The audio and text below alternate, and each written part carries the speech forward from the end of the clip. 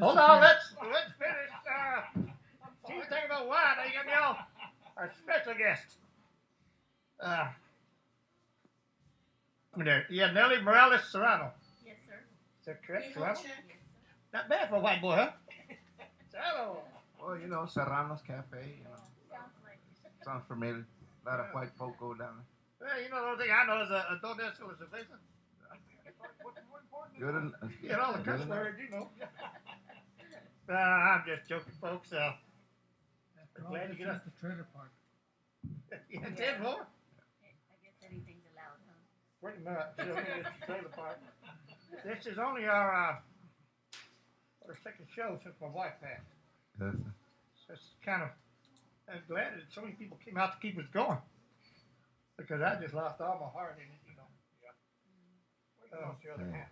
Yeah, I mean, another 43 years. And we, 20 plus years right in this very studio. Continuous. But we know that's what she would have wanted, for us to continue I think so. and keep going. Like you, get your ass down here and be on time, boy. But you dragged in here 5 minutes late. She tell me that all the time. You put that chair up, you know you ain't gonna be here till show's half over. Sorry You for your have loss. tendency to show up about 5 minutes late, but you know right on time. You knew about it when you were late. Oh yeah. She always have, yeah. Never mind. Anyway, that's Jim East off. He used to tell me it was not justification, but what do you call it when he was wipe you out? Genocide. Genocide. When they put in that high density zoning. I always like to tell people, I remember, you know, me and Gavino, we know each other a long time. We used to be on different sides. And one day I'm down there protesting with the gays, right? At the park right down from your house. Yes, the garden. If Fiesta Gardens, they've been trying to turn it into Chicano Park. You know, the Chicano Park. Well, you told me I can't blame you anymore. You say you can't blame me, you can't blame Republicans. All the people you voted for won, and this is what you got. Pokey, why don't you explain that high density zoning? There's a lot of people. The east of 35 there was mostly all Hispanic, and some of these people have bought them homes, small, convenient little homes, nice lot. Grandma, the abuela, grandma, grandpa, and single family. And the developers got in city council or whatever, and they kept changing things. They got rid of boat races, got rid of Holly Power Plant, and you know the tank farm and the other recycle places, and then changed it to high density. So they found they could come in there and buy grandma's house when they passed. Put these high taxes on it. The kids can't pay the taxes, so they lose the property. You flatten the house down. You build a fourplex. Big money. That's how it works. You know the expert. What about our representatives? You voted for them. That is a good question. What about? I guess it's a big joke. Yeah, I mean, you voted for them. Yeah, we did.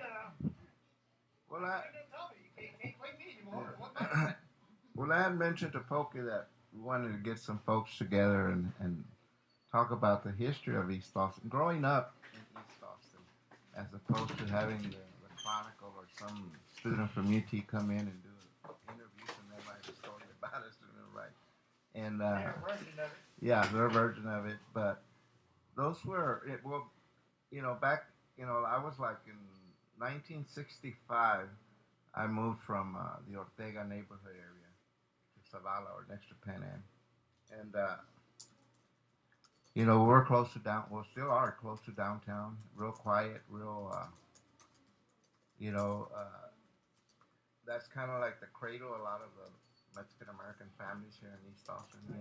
Santa Maria, Santa Rosa, Cristo Rey. Those are places that I remember frequently. My grandmother, they would always do on Sundays, for Sundays, el almuerzo. So Saturdays they were, in the halls, making tamales, menudo, and getting everything ready for the following Sunday.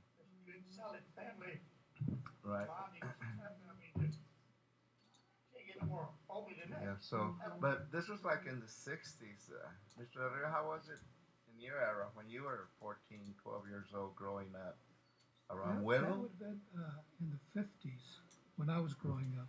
The 40s, I don't really, I was younger then, so I don't quite remember it. But the 50s, I remember the mom and pop stores, and that's gone. And of course, Cesar Chavez Boulevard was First Street. That's changed. East First Street. You're right. That's changed. And there's a lot of new development. So slowly we're losing the old Austin, and the new Austin is taking over. So therefore, I think we should document what we can now. So at least we can show the history of what it was before we start losing too much of it. What were some of the hangouts in your era that, like for us, it was Johnny Boy's or under the Moon Towers? There's quite a few Moon Towers in East Austin. Yeah, there was a couple of hamburger places, and I know we used to go to South Austin. I think they had the best hamburgers there. So that's where we used to go. Yeah, and there was a Johnny's on First Street at that time. And, Johnny's Hamburger. yeah, I can't remember it. I think it was off of Anthony, around Anthony. Johnny and, Boy's? yeah, I think so, something like that. There's another one right on the corner of First and Episode of the car lot there. Now used to be a King Bee. Goes back a little bit. But there were things that we'll never hear again. Is the old City Coliseum, Mm-hmm. Barton Springs, because back in those days, Barton Springs is not what it is today. People, the Hispanics will go out there and have their picnic on Easter Sunday, and that's where the families would all get together, and everybody would exchange stories because you wouldn't see these people all the time. So Humpty Dumpty Supermarket on 6th Street. You had Guajardo's on 11th Street, 11th and Lydia, and then you had old green and white groceries. Right there White on Riverside. There was a green and white on 7th Street. 7th Street. That place, yeah. Yeah. All of these things Hotel are next to gone. it. I mean, green and white courts, yeah, next door. That was Moya's, correct? Right, that was, yeah. My uncle had a shop, a cleaners on 7th Street. And I had another uncle who had a bar on First Street.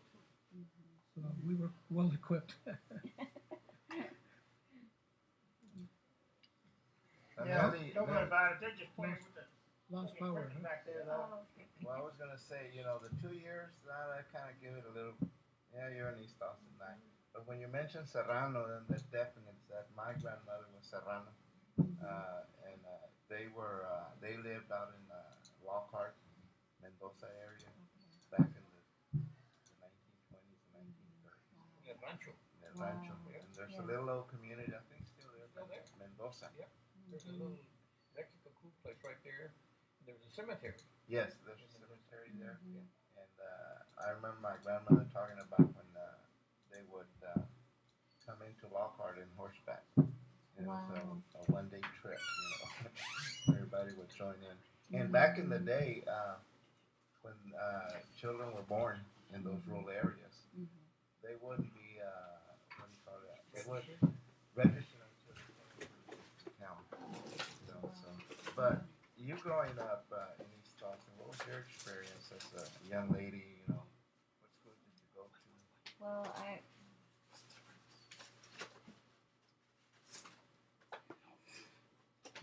elementary. Vargas. Toples. All right. 4-1. The 4-1. And walk to school. I never thought I was going to say this, but I never thought I was going to tell my daughter. When I would preface the story telling her of my days, when I went to school, I used to walk to school. But that is the case. I used to walk to school. We lived about 4 or 5 blocks from the elementary school. And never had any sort of fear, anything growing up. Everything was safe. Limon's Bakery was right there in the corner where we lived. We lived on Felix Avenue. Um, and it was very, very close knit community. Everything was there. Went to Dolores Church. And everybody knew each other. And I think that's part of what's lost now with Austin growing so much and so fast. Is, people come and go. In my neighborhood where I live now, I've had people on both sides of my home come and go. I don't know if they buy or if they're renters, but Nobody talks to anybody anymore. nobody talks to you They anymore. come into the driveway, open the door, and the door goes down, and they never come out again. Yeah, Right? everybody's too Except to busy. walk the dog. Well, even Yeah. that, I mean, they don't talk to you You have to Yeah. unless text the them. dog does something in your yard that you don't like. Yeah. You'll have a conversation. Well, I had my neighbor tell his landlord that the one condition he would continue renting there is he would put a fence. You know.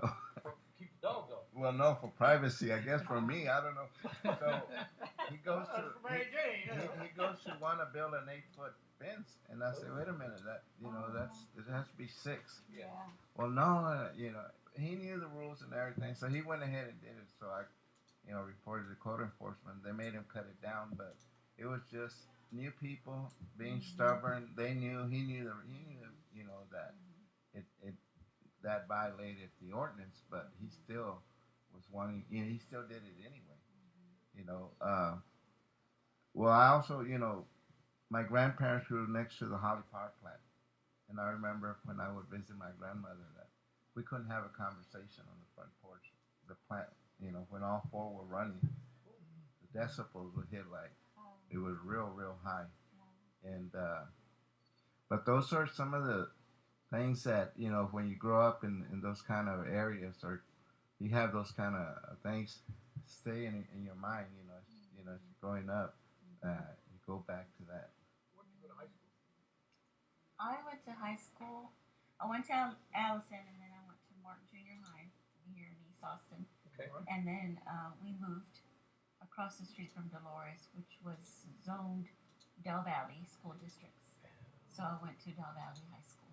Now, were you bused? Yes. Yeah. See, the way it was back in the 60s was all of the schools, they were going to keep them on the east side of 35. We weren't going to be taken over to the west side of 35 to go to school, elementary school, middle school, whatever. So what they did was they built Allison in the neighborhood. They built Allen was a junior high school right there in Gold Valley. Then they built Johnston. And I guess everybody got offended because Johnston was named after Sidney Johnston, who was a general during the Confederate War, and they took the name off the school. So we in essence have lost our identity there. We don't know what high school we went to. I didn't go to East Side High, the Port Johnston campus. I don't understand what happened. Tell me something, Joe. Did it bother you that you went to a high school named after Confederate general? It didn't bother me a damn bit. Everybody, when they got rid of Johnson High School, it's like they took a piece of the community. But you know what? Before that ever happened, there was a group of Same thing with Anderson. same thing. Yeah. Anderson was a black high school there in East Austin, L.C. Anderson High School, the Yellow Jackets. And then when it burned, then they moved it to West Austin. Started busting. And then they started busting people because you had to have the balance somewhere. But see, when Anderson burnt, they moved a lot of the students to Johnston. We had a fabulous football team. We had a fabulous track team and baseball. I mean, they could play ball. But they integrated all of the schools, but they still kept them on the east side of Austin. Okay. But what was the reason? Now, let's go back to the question of, we had an administrator from Johnston meet with a group of alumni from Johnston that had graduated from Johnston. And we were, back then, before it even happened, I knew what the whole scheme was. We're talking about Johnston, we're talking about that. I'm thinking, wait a minute, they're going to change the name because he was a Confederate general. and he had slaves. Nobody liked that. Now, I don't think I've ever had any slaves. My parents didn't have any. My grandparents didn't have any. So, what does that matter to me? I mean, there's things that this historical data that's there that we learned and live by, but it doesn't mean that we're going to go back to that. So, what does it mean? It means they're erasing the entire history of where we came from. Pretty soon, nobody's going to know what it was. Hitler started the same way when he took over in Germany. He eliminated all of the birth certificate books. He burned everything, all of his. Well, we're all getting of off his- of East Austin here now. Well, I mean, that's just they love Johnson High School. yes, that's what it was. And they would kick ass, and when you graduated, you could read your diploma and you understood what it said. Well, Same thing now. you know, the one that survived all this is Travis Yeah, Oh, Travis yeah. Rebel. and the So far. Confederates. You know, so They far. took the flag down. Did they?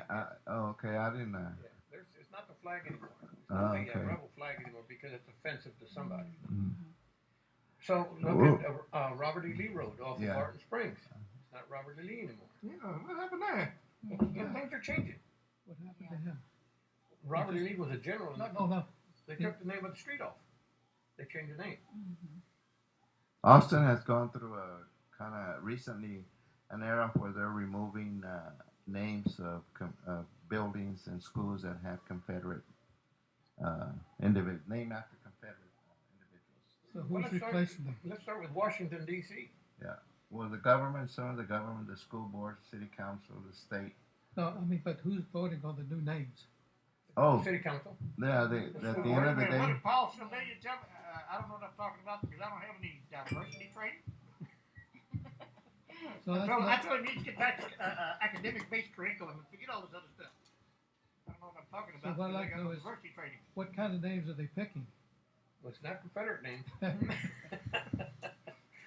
yeah. For example, Allen, they named it after a former teacher, Coy. I like the Boy. one they named after the soldier that. And then Lanier was named after Navarro, military young man that Good- passed away in Afghanistan, I guess. was Yeah, killed. good, another good Texas hero right there. Yeah, and Fillmore was named after a longtime teacher, English teacher at Fillmore. But Johnston was changed to East Side. yes, and then Johnson was changed to East Side. They didn't And give it a name, just called East Side High. East Side at Johnson. Like, what the hell is this? But to me, there's bigger issues Yeah. that need to be met other than these, like challenges in the classroom, funding for the classrooms, and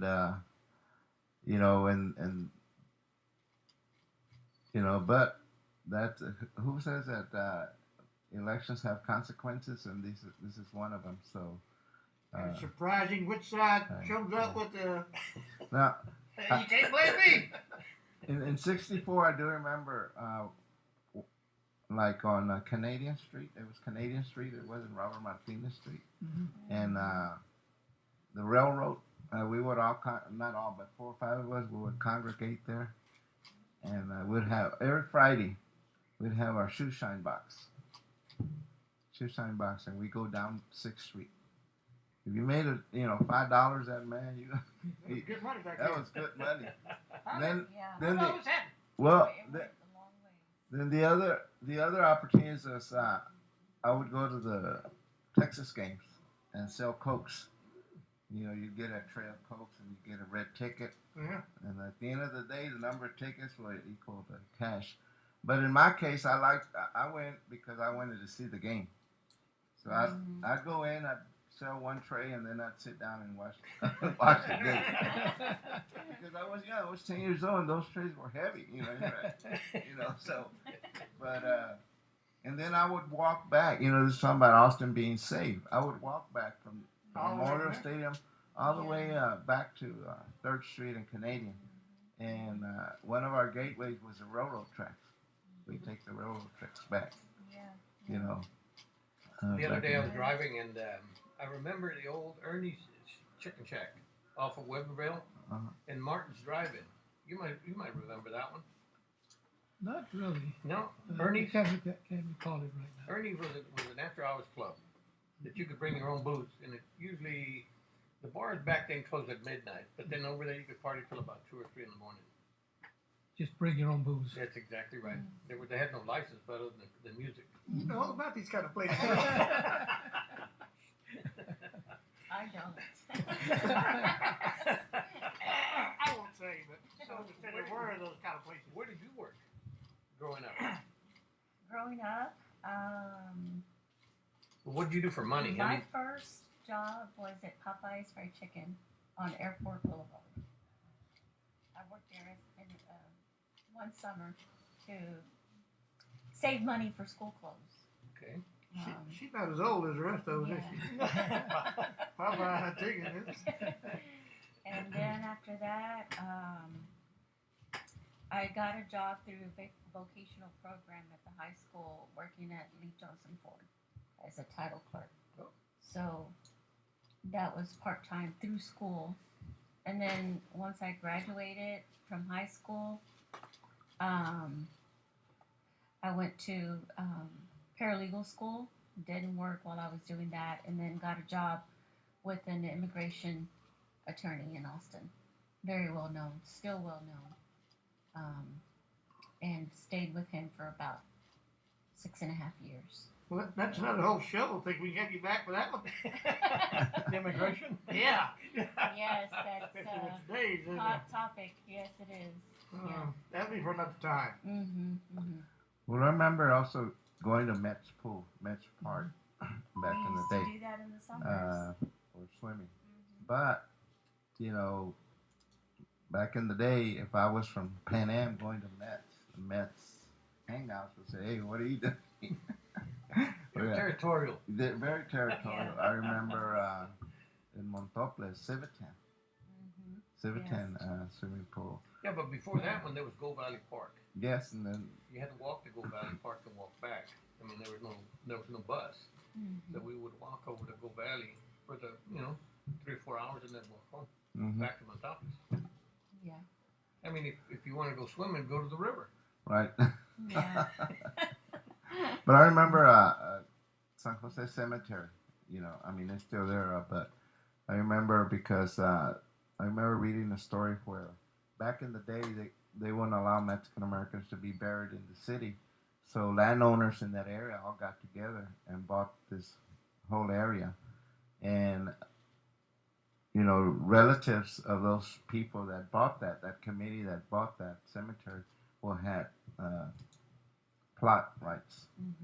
So from our side, my grandfather was one of those, so we have like 5 or 6 plots there. But if you go visit the cemetery, you'll see that, you know, there are people that are born, I mean, were buried there like in the late 1800s. Wow. You know. Where is this at? Montoples. Yeah, that's cemetery right there off Yeah. the top. What's the name of it? San Jose. Oh, San Jose. San Jose Cemetery. It's next to that church. Yes, Between Yeah. Felix Avenue and, Yeah. and Ponca, right. right there on Montoples Drive. There's a history Well- there for it.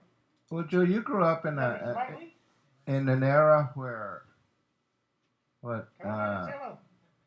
was it the Chuco movement or the Chuco or even Pachuco? Not to disturb you here, but Mr. Mike Lee, come on back. How you He doing? had some, going through all this legal stuff with Ball.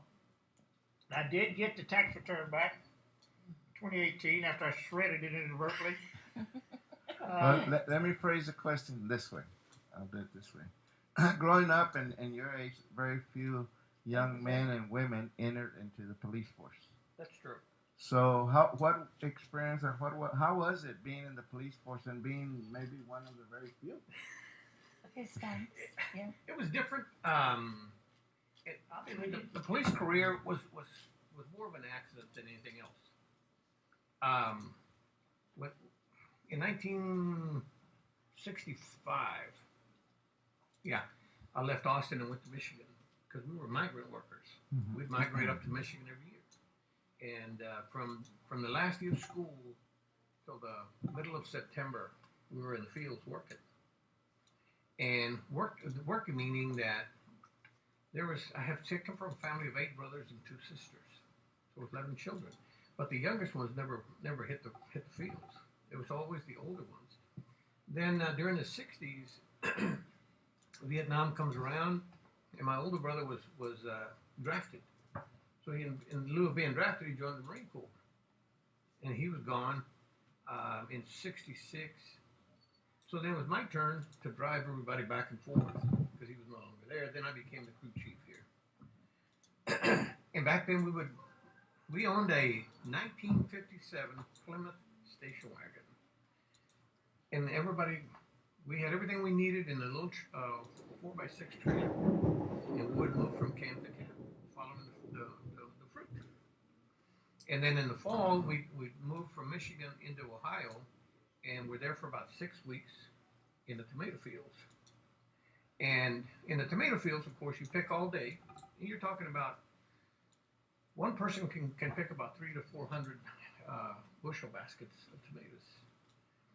And at night, the farmer would then hire whomever wants to come work at night. So all the young guys. There were 2 guys on the truck and 2 guys on the side. And the truck was moving. You were loading the baskets on top of this truck, and we'd load about 1,500 a night to 3,000, depending on what was out there. And each basket that you loaded was a penny. And that penny was split 4 ways. Wow. So you had a quarter of a cent for working from about 8 o'clock until about midnight. Mm. And then your parents would then let you have that money.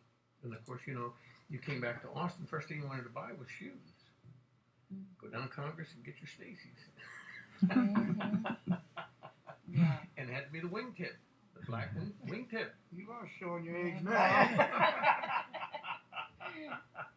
And then you went to school. Then you got some clothes, but a lot of it was used to support the family because my dad was a construction worker, and when it rained, he didn't work, and you don't work, you don't get paid. That's right. And that's the way things work. Mm-hmm. We moved from Montopolis, where I grew up, in 1961. We moved to Lyons Road in Springdale.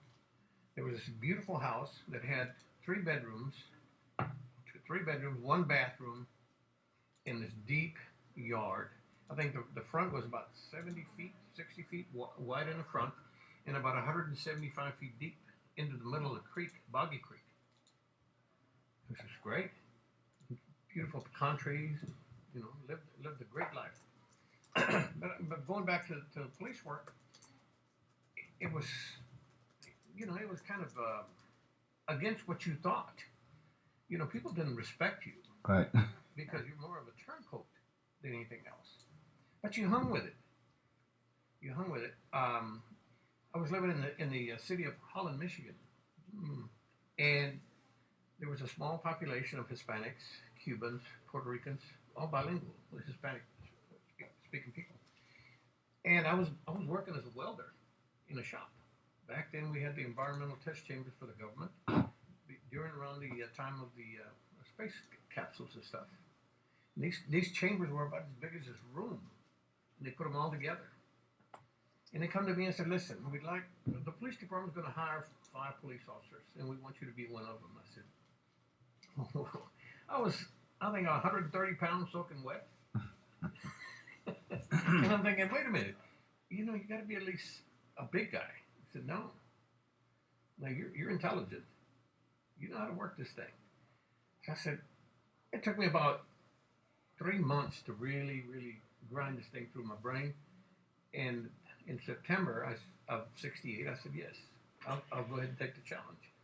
But with the understanding that I'm going to finish the top of the class here at everything. But I came in at number 2. Nobody remembers number 2. Right.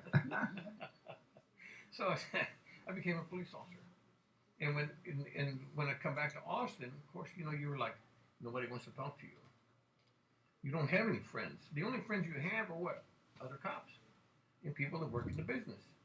So, it is what it is. It takes a while. Then I finally came back to Austin in '75, and same thing. I was moving back to Austin. I've been up in Michigan for 10 years. I was coming back to Austin, so I left Michigan 1 week, and I came to Austin. You got a good one? Y'all keep going. I gotta do this. And No, come on. what happened was, I came looking for a job because I wanted to move back. Yeah, you're gonna have to sign it too. There you are. I went to the sheriff's office, Oh, okay. and they Thank you, sir. gave me a job in 1 week. And I told the sheriff, I said, listen, I said, I've got to go take care of my business in Michigan. He said, whenever you get back, you got a job. Was this T.O. Lane? No, it was Raymond Frank. Raymond Frank. Yeah. Raymond Frank. All right. The sheriff that shoots straight. The sheriff shoots straight. So it took me about 3 weeks to get all my stuff together. Got here on a Thursday, and Monday night I had to go in at 11 o'clock. So the sheriff thought, I don't know anything about this. Got sworn in, gave me a uniform and a car. He said, here. Don't tell me the first thing you did was hit the after hours bar. He said, your area is from 35 all the way to the Bastrop County line, and everything south of the river past Creedmoor. I said, where's Creedmoor? So for the first month, you're in the dark. I was working nights for a month.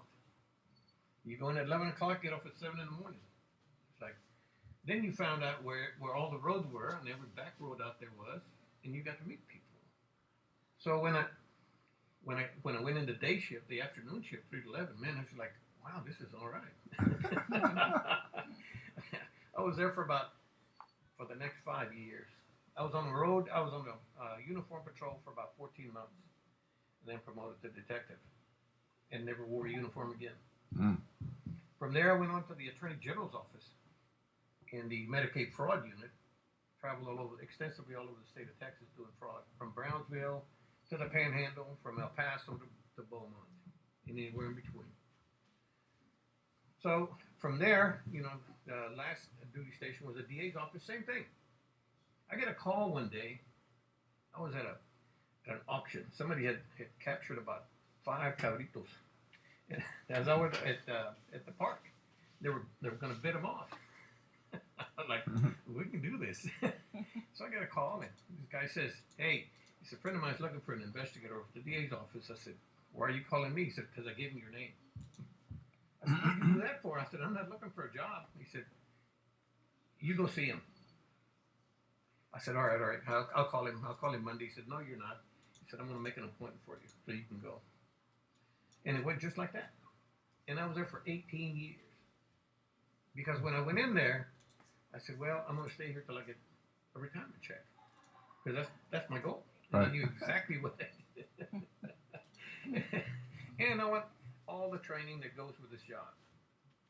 So for the next 18 years, I went through every division that I could get into the DA's office to learn about how the beast works. Mm-hmm. And it worked out well because I said, well, when I leave here, I'm going to be a private investigator.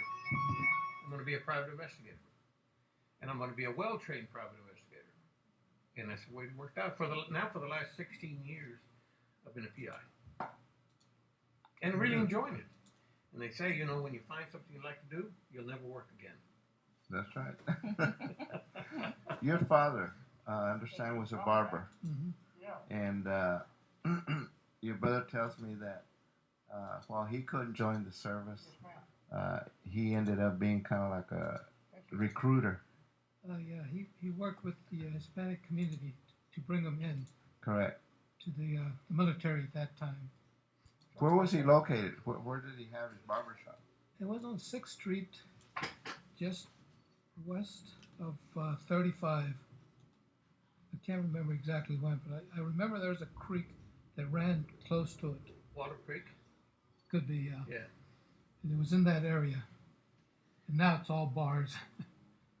There used to be a little taxi stand called the Two Nickel there. Yep. Remember that? Yes. As a matter of fact, I was talking about that the other day on Facebook. Yeah. 'Cause we were laughing because now it's called Uber and Lyft. Yep. And but yeah, back in the day, by that little creek, there was a little shoe shine Yep. place, and there was a payphone. Mm-hmm. I remember the payphone. I remember the payphone. Yeah. And people would call and say, for example, my dad was one of them. Is Gavino there? Yeah. I want to go to Brackenridge. All right. And take off.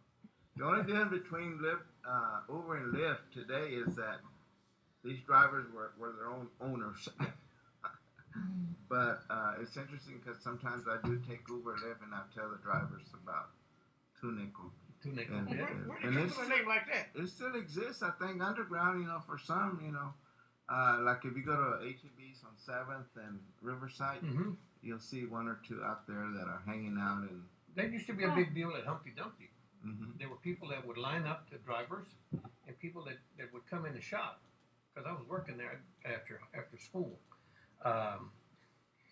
We would come into work at right after school on Friday, at closing, which was about 10, and then come back the next morning at 7 o'clock until 10 o'clock at night for $10. Mm. And what you did was carry groceries, and it wasn't like a cart. You carried groceries, and when people would come in from the rancho, man, they would pack it up. 100 pounds of beans, potatoes, flour, and they were like, yeah, I mean, stock up for the month. Mm. And you carry it out to their car. And their car would be over by the fire station on 5th Street, under the tree. It's like, wait, can we wait a little bit? But that's what you did. But you did what you had to do to make a buck. And of course, when you got lucky enough, you'd have enough money to go to the dance over at the Coliseum.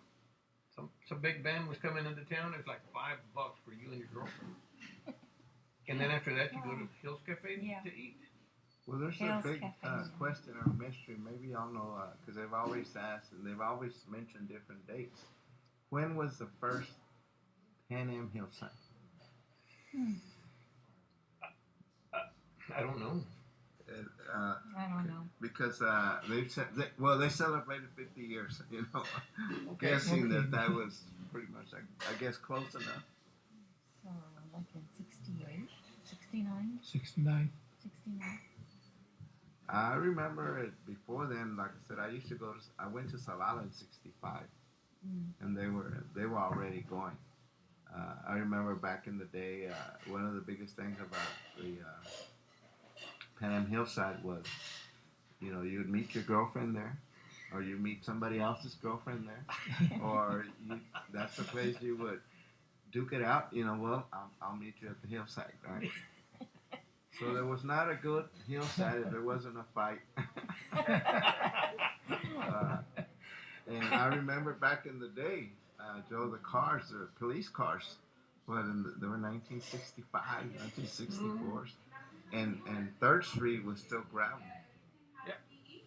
But, as soon as there was something would come up, man, you see all these cars showing up around Pan Am and Salala and that whole era. But yeah, they were asking that question if anyone knew when the very, very first hillside was. Somebody's got to have photographs somewhere, right? Possibly. I mean, and they're probably hidden somewhere when these things started happening. Because back then you didn't have any phones. You had an old Kodak, or you had a little Instamatic, the Polaroid. Polaroid. Yeah. Somebody's got to have pictures. The other thing that I remember is going back to a good fight. Same thing at the Coliseum. I mean, the dance would be almost over, and the fight starts. And then the next thing you know, there's about 20 officers out there with a paddy wagon. Yeah. I don't know if you remember the paddy wagon. Well, it used to show up at Hillside a lot at Pan Am because at that time there was a real heavy use of glue by the teenagers at that time, or some of my peers. And I remember the paddy wagon showing up at Hillside, rounding up all these guys, because that's where they were congregating. God. Yeah. Wow. That glue stuff was really, really hurt a lot of minds. I know a lot of friends that, like they say, got stuck in neutral. Yeah, It's just a wasted mind. Yeah. I wasted their mind. Do you remember Hillside? You live close to Pan Am on Willow No. on Tuesdays. Your brother tells me that Metz Elementary School was all Anglo back in the day. And Well, it was mixed back then. It was a mixed area. he says, and I remember that once we were let out of school, we had to run home because they would someone would follow us. Come on. And gonna I fight gotta it. start now. Just done now. Yeah. Well, the reason I mentioned that is because when you started off, you said that it was a Mexican American neighborhood, but before the Holly Power Plant, it was Anglo. Yes, It that's was- true. it I, was a you know, I very- used to park my we truck over we there. we gentrified it. Yeah, that's true. Yeah. Yeah. There was stuff that stayed there for a long time down on there's a Trico and Lyons. I knew a white family lived there forever. On Cherrico. I think it's Trico and Lyons. Yeah. Where Jesse used to live. Yeah. He doesn't live there anymore? No, they you know, after the parents died, his ex-wife got it, and she managed to get the other kids out of it. You know, it's a nice sized lot. It's sold for I don't know that kind of Big money. yeah, big money. Well, I remember Montopolis, and no one, maybe you remember, what year was that tree torn down? The tree. That used to be right in the middle of Montopolis Drive. You know, Are we too young for the tree that? was Okay. gone. The tree was already gone by the time she Maybe got there. so. The tree was there. We left in 1960, and it was still there. So it had to be after that. Because the tree was about It this was big a around, huge. big oak tree in the middle of the road, and you had to go one of these. Oh yeah. And then when you came home a little bit lit, Mm. Uh-oh. It get in your way. Wow. It would get in your it way. would move. But between what street? It's right going up the hill to Montopolis Drive. Right as soon as you cross the bridge, none of that stuff was there. You go up the way, and then maybe not even a quarter of a mile. And the tree was right in the Was middle it of the before road. Felix? Huh? Was it before Felix? Oh gosh, yes. It's, Yeah. It's off Right after the Del bridge. Monte, right there, Del Oh, Monte, okay. right there, right in the area. But this thing was like maybe 4 foot wide in circumference, Mm-hmm. and it was oak, and it had been there for a long time. Really? So, but I mean, I don't remember it. no, you would, No. no, you, Fiesta driving? Fiesta Drive-In, yes, I Bob do. Perkins? Bob Perkins, yes. $1 a night? I remember we would all pack in and Piled talk up in the about, truck. about the station wagon. I remember. Not only our families, but neighbors and everybody. Bring all the cousins and pile up for $1. And guess what? We didn't understand one word of the movie because they were all Spanish. but you had to go. But we had to go. That was the big old night. You know, to go out to the Drive-in. To the drive-in. drive-in. Yeah. Good old It was family good farm. times, yes. Well, you had to do something. That was family farm. Mm-hmm. You know what family fun is today? Oh, yeah. That's if they got family. You don't talk Couple to each other years, anymore. mostly dogs. Nobody wants to have kids anymore. I don't know what's the problem with that. Don't you see what's happening? It's like y'all that love to get that dog. You can be giving that to poor back kids. Well, going back to your earlier question, what happened to Yeah, Rio? How did it all end up at the end of the day? You want me to talk about it? Oh, or- yeah, sure. Okay. You're more into it than I was. Okay. Well, the city again filled up the basement. This is basically what was happening. Back in the day, those homes, when they were built with basements because of the war. They used to call them shelters, bomb shelters. So around Kane and Canterbury, all those areas, an old home, 9 out of 10 is going to have one of those. So his brother is I call him a museum archivist, okay, with military paraphernalia. And what he was doing is he was expanding the basement. Handyman on his own, because that's what he is. So he was throwing out dirt, you know. Neighbors notice, hey, what's going on? This guy's throwing dirt out of the house. From under the house, right? So Cozy buried. they called code enforcement. And you get a zealous young code enforcement, 25, 26 years old, and he notices this. So he throws out a red flag. There's a gun. No, he's building a bomb. You know, he's building bombs. He's building bombs because he's a welder and he has those, air tanks, Okay. all that paraphernalia. And all. This guy's building bombs, so he throws a red alarm, and you get APD, you get the fire department, you get. Man, they close off the street. They take him. They pull him out of the house in his underwear, take him to med school, interrogate him, And during all this time, well, the city decides to fill up his basement with cement. Yeah. Not the hard one, supposedly the whatever. But anyway, uh, so he goes through that whole trauma, that whole experience, and he gets a lawyer. They go to court, and he wins. He defeats the city. They give him money back for the items they took, the items that uh, that they damaged on him. And while in court, it was through discovery, it was mentioned that the zealous code enforcer had contacted Time Magazine to let him know that, hey, guess what? I found this. I found this. I have a story. I found this guy that's been in the bomb shelter. So, so right now, there's monies from the Holly program that were available, and they didn't want to give it to him. He was eligible, so he called me and he showed me all the denial letters, and I said, well, let's get on it. Long story short, they went ahead and took care of a lot of they redid everything the city does. When the city, did what they did, they cut all the wires, they cut everything, they cut off the water, the gas. I mean, so until this program came around, and it's through Meals and Wheels and more as well, they were all kind of like playing on the same game. They didn't want to give him the money. So at the end of the day, he ended up with almost $50,000 in grants, where they fixed all his plumbing, all his air conditioning, all his electrical. They even gave him an automatic garage door. Hey, you want an automatic? Yeah. Why not? And today, I think it's Home Depot that's going around the neighborhood, and they're putting up flagpoles for veterans. So he has one. You haven't been to the house? No, I haven't. Yeah, they went and put one. But he's back, and he's he's getting back to. Well, he was able to move back into the neighborhood, which is what he wanted.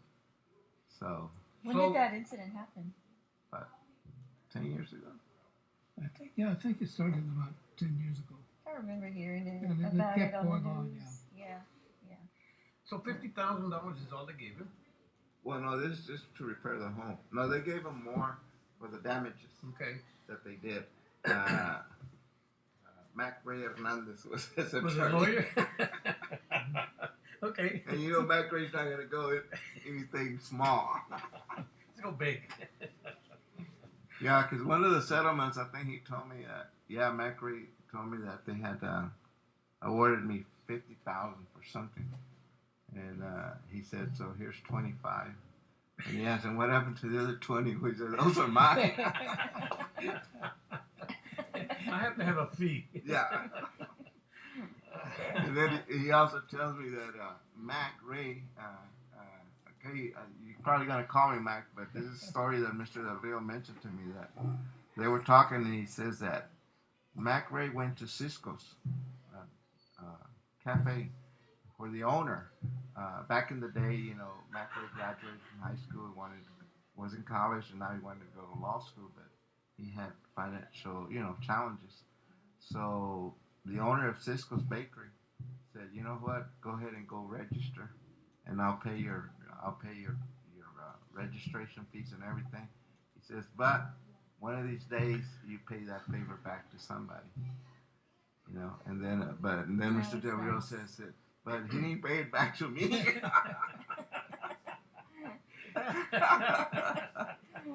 Oh, well. But he is a museum archivist, and I mean, there are things like antique. So Mr. Del Rio, we can't use this anymore. What do you want? I want to leave it there. Where is it?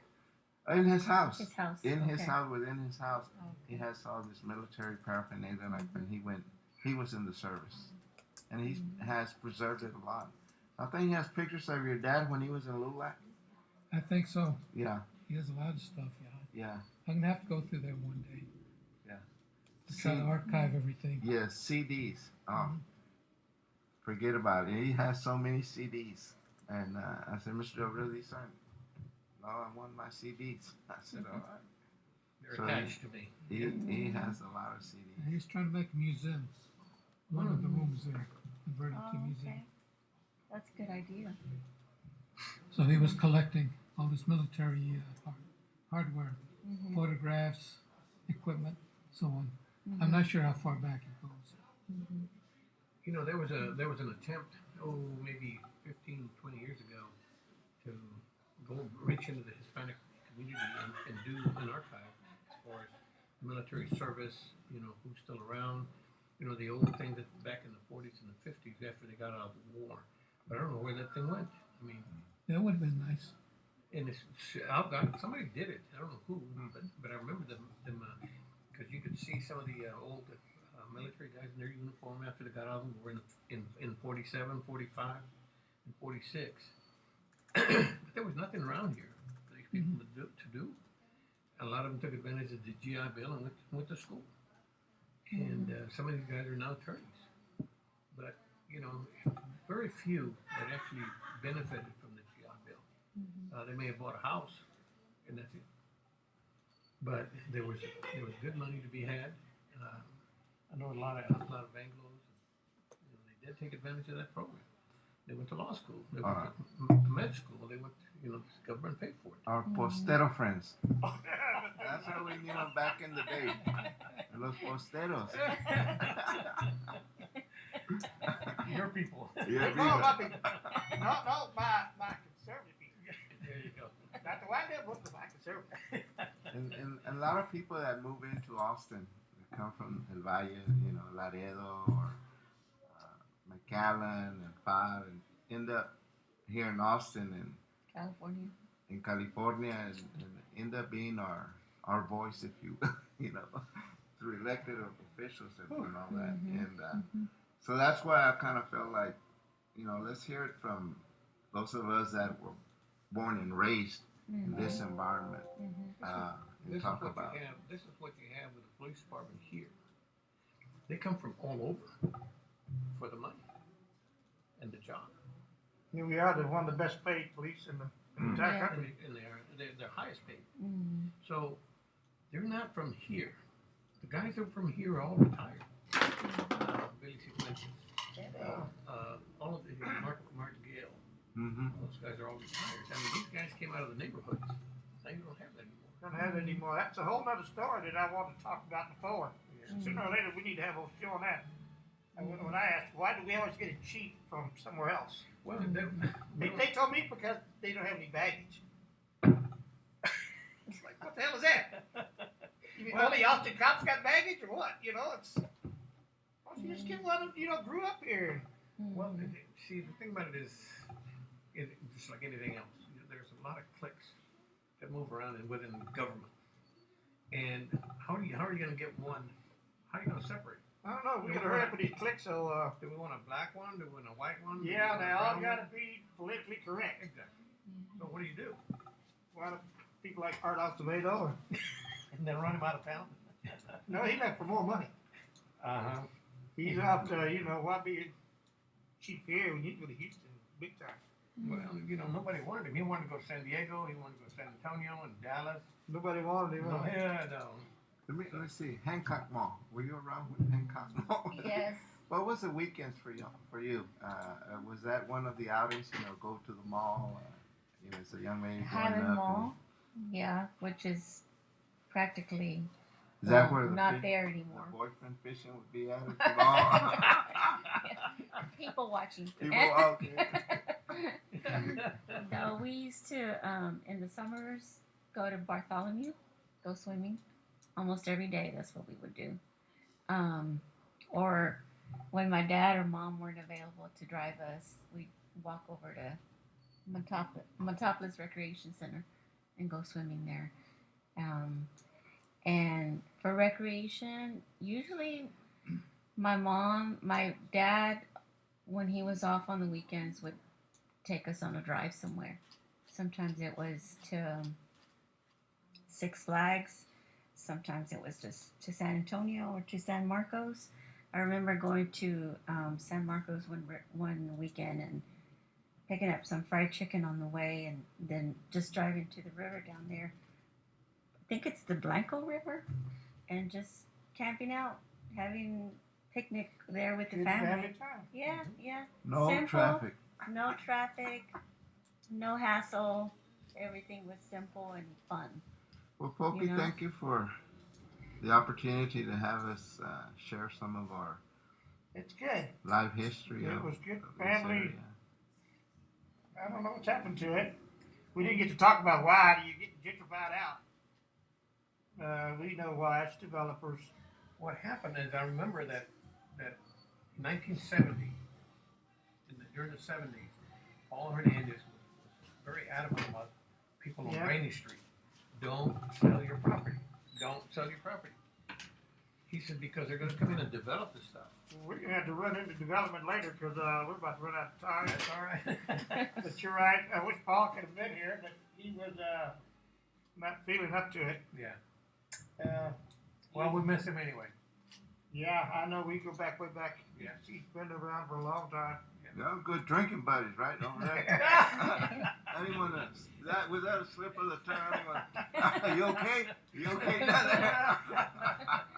Yeah, we gotta put a few together. When I got to bars, you know, I think I can go by myself. Well, real quickly, how long you been in Austin? 25, 30 years. More than that. 60, about 35, 40 years. It's been a while. What brought you to Austin? Work, get out of Houston. Mm-hmm. So I came here and my oldest was just a baby back then. And it was a while. Anyway, a minute and a half. We didn't get to talk about all the. They changed the code so that they could buy these properties in East Austin. They raised the property. Grandma can't pay grandma and grandpa can't pay the taxes. They passed. Their heirs can't pay the taxes, so you lose the property, and the fourplex goes up. And I think it's designed that way. Anyway, we'll be back next week. I think we're gonna have dogs next week. All right. Dogs, literally. That's a fact. Yeah, well, no, Matt's had it. The only one that's active so far has been Austin Animal Shelter. And they're in a hard pencil. They're not really neat yet, so I'm still working on that. It's been a little different to get along without them all. Working on it. I know we'll be back with something, and I appreciate all the people who've been helping us, like Gary and Southern in there. Hello, Southern. Come on out and take a picture with us, and yeah, it was good to have you all here to talk about this because it's been really nice memories from East Austin. Yeah. All the ass down First Street and all that kind of stuff from a dump truck and the parade for the burial. Done. Oh. There's plenty of food.